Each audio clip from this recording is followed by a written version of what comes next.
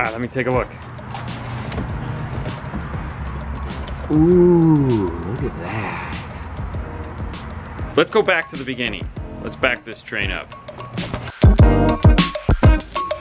So one of the cool things about Car Stereo Lab is being able to share with you guys and actually hook up and play with cool products. Today's is something I've been wanting to get my hands on for a while. What about you? Oh, totally. Now, when we went to Knowledge Fest last year, there was another manufacturer that had this product, and we wanted one. We were like, hey, and they were like, yeah, and then it didn't work out. Happens. But this company has come through for us, and they sent us one to play with. So, all right, let's play with it. So let's take a look at what we got. Let's unbox this thing. What could this possibly be? I don't know. Well, whatever it is, we have instructions, and they're in a whole bunch of different languages. So this is called the Bass Pro Hub by JBL. That's a lot of languages. You can, yeah, that's a lot.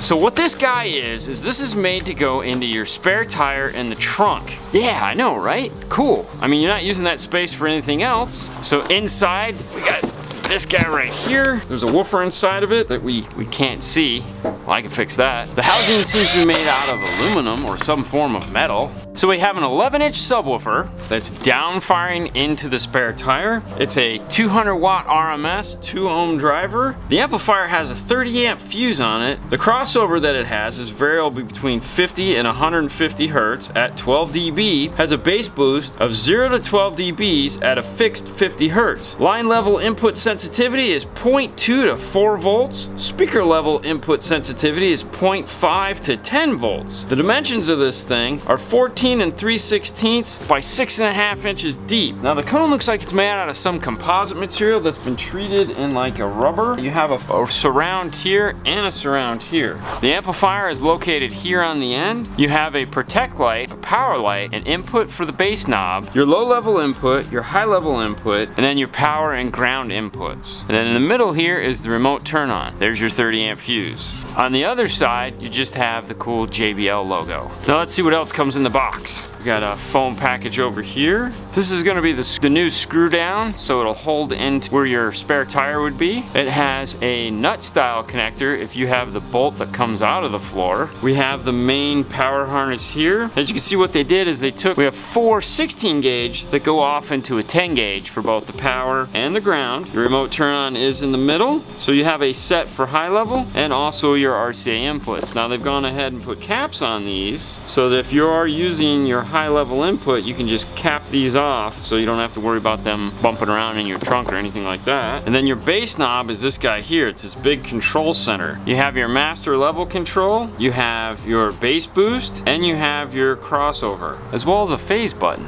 Neat. Now I know what you're thinking. Why do I want to get my hands on one of these to play with? Well, why not? I mean, a lot of cars, my wife's included, has one of these style subwoofers in her spare tire. Not everyone has a lot of room for a box, and this is an alternative that, well, hey, if it works, could be really cool. Yeah, and if it sounds really good, it's totally worth it. Definitely. We're gonna go ahead and get this into the back of the lab and take a listen to it. For those of you guys that are new to the show, real quick, the reason why it's called Car Stereo Lab is we've built a lab at the back of the car that allows us to test all kinds of equipment. Subwoofers, amplifiers, DSPs. We have it all set up back here for us to test it. Let me show you real quick. We have the outputs from the radio coming back here and then inputs to go off to the speakers. We have 2 permanent amplifiers mounted here for testing, which is the Audio Control ACM 2.300 and the ACM 1.300. And then over on this side, we have all our power. So for the one we're testing today, we've gone ahead and got the harness all wired in. It's hooked up high level, which is what I feel a lot of people are gonna be doing with this. Let's go ahead and get this in. So looking back here at the tire, I can already see that we may have an issue. If you notice, there's a hump right here. It's really made to be mounted in something that's flat, but we're gonna go ahead and keep going anyways.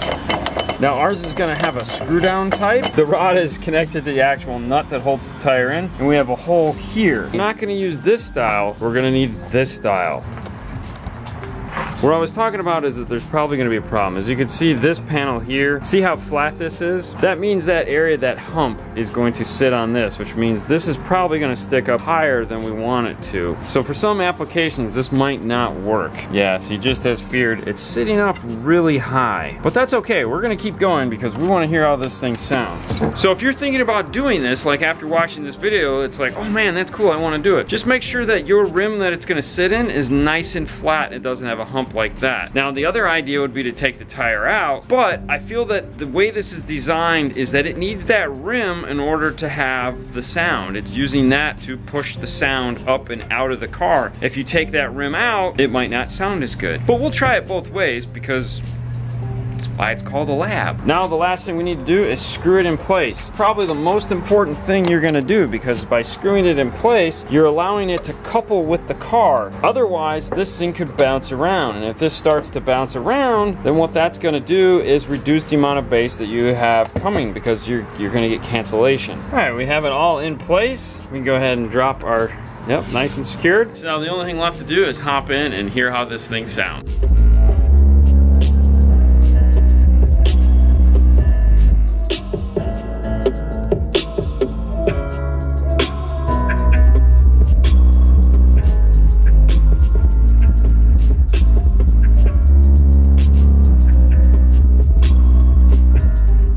Not gonna lie, I am freaking surprised. Yeah. I mean, holy wow. That's impressive. Yeah.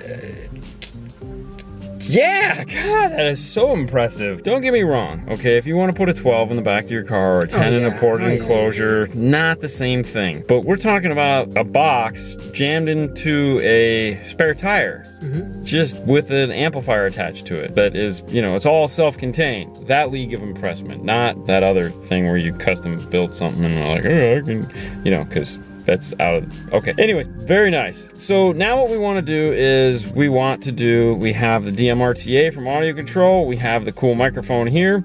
We're gonna do our SPL test. If you've ever seen one of these before, we put the mic in the same spot every time. It's lined up here with the gear shifter, pushed all the way forward, aimed towards the window. We're gonna play a 40 Hertz 0 dB track along with some music, and we're gonna look and see what it puts out. We have our microphone set to 0 dB. Let's get rocking.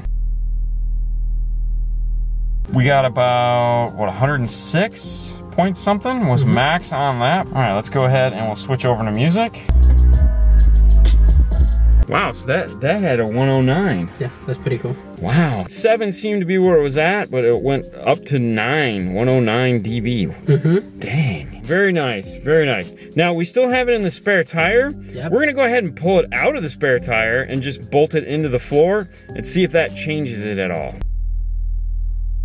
So that was the 40 Hertz test with it out of the spare tire, just screwed into the back. I mean, what do you think of the sound? I mean, does it, I mean, obviously that wasn't sound, but we've been listening to it. We just wanted to get to this. Right. Do you think it sounds different? It sounds different, definitely, because right now it's more tighter. Yeah. I can see that. Yeah, it's tighter. Yeah, it's, there's because something. in the spare tire, that was kind of, it was tight, but a little bit loose. Yeah. Like we say before. You really gotta make sure it's tight. Yes. In different cars, it's gonna be totally different. Maybe it's because it's mounted closer to the floor now, where it was raised up with the, because of the way your rim is. Yeah. Now that it's in there, coupled to the floor, yeah, because it's definitely, there's something different about it. Let's go ahead and see what it looks like on music.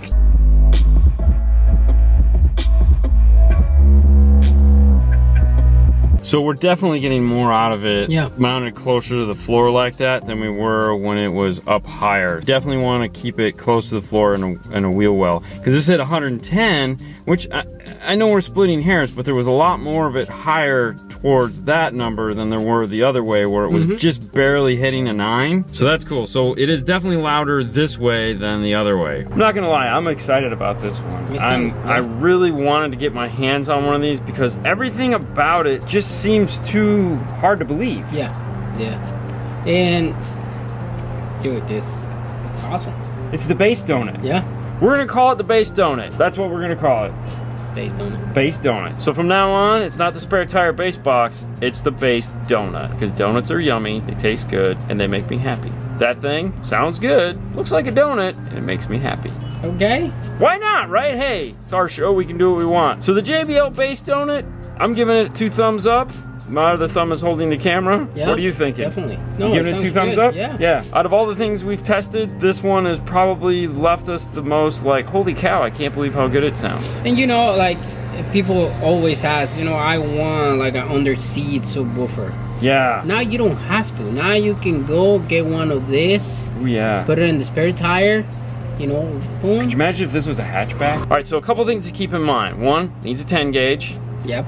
It'll do high level, low level. Yep. When you're mounting it in the spare tire, for one, check your measurement, make sure your wheel is big enough for it to fit in. You really need it to have that lower rim, or you need to have the space above it. Make sure that when you put it in there, it is nice and tight. It has to be tight. Yep. If it's in there, it moves, man. Trust me, it's shaking the whole back of this car. You need that thing to be in there nice and tight to couple with the car and give you this nice full bass sound. Correct. All right, guys, that's it for today. Thanks so much for watching this episode of Car Stereo Lab, JBL Bass Donut Edition. Yeah. If you like this video, please subscribe, share, like. You know where to find us.